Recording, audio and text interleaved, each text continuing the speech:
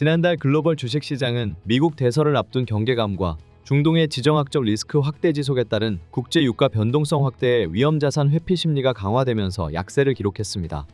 특히 미국의 대선 결과에 관계없이 미국 재정 적자가 확대됨에 따라 채권 금리가 상승할 것이란 전망이 힘을 얻으면서 주식과 채권의 동반 약세가 나타났습니다. 글로벌 금융자산의 동반 약세장 속에서도 저희 신한 마음 편한 TDF는 자산 배분 전략을 통해 플러스 성과를 보였고 최근 1년 누적 수익률이 약 16에서 28%로 상승하였습니다. 그럼 글로벌 금융시장 동향과 지역별 자산의 운용 결과 기여도를 함께 말씀드리겠습니다.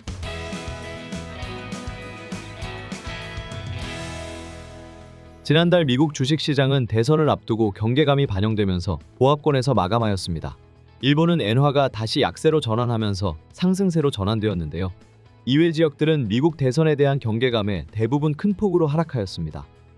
저희 펀드의 주식 부문은 대부분의 지역 주식 자산이 약세를 보인 시장의 영향으로 펀드 운용 결과에 마이너스 기여가 있었지만 미국 주식 자산에서 채권 금리 상승과 규제 완화에 따른 수혜주로 금융주 및 금채굴 업종에 대한 비중을 확대한 전략을 통해 초과 성과를 기록했습니다. 미국 금리는 경기 연착륙 신호를 확인한 이후 트럼프 트레이드 확산이 더해지면서 장단기 금리 모두 큰 폭으로 상승하며 마감하였습니다. 한국 금리 역시 기준금리 인하 단행에도 불구하고 글로벌 경기 침체 우려가 완화됨에 따라 추가 금리 인하폭 기대감이 축소되면서 상승 마감하였는데요. 금리 상승 영향으로 모든 지역의 채권이 약세를 기록하며 펀드 운용 결과에 부정적으로 기여했습니다.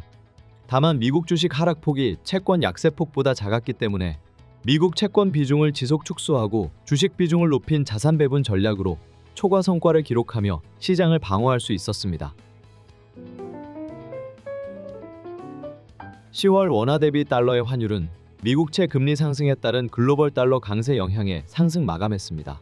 그 배경으로는 미국의 경제 지표가 경기 확장세가 유지되면서 11월 FOMC에서 연준의 0.5% 금리 인하 가능성이 축소되었고 ECB의 기준금리 인하로 유로화가 약세를 기록한 점 등이 있는데요.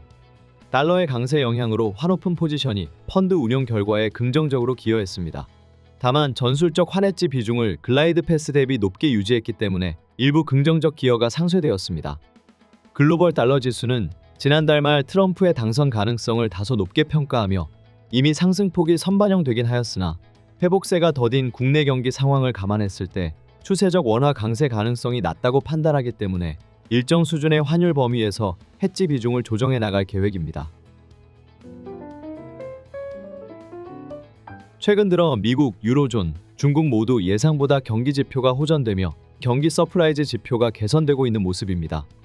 특히 미국 경기는 투자 확대와 생산성 향상, 이에 따른 임금 상승 및 소비 확대라는 선순환 구조가 확립되어 주요국 대비 경기 측면의 우위가 지속적으로 유지되고 있음을 미뤄보아 중립금리 자체가 과거보다 높아졌을 가능성이 있다고 판단됩니다.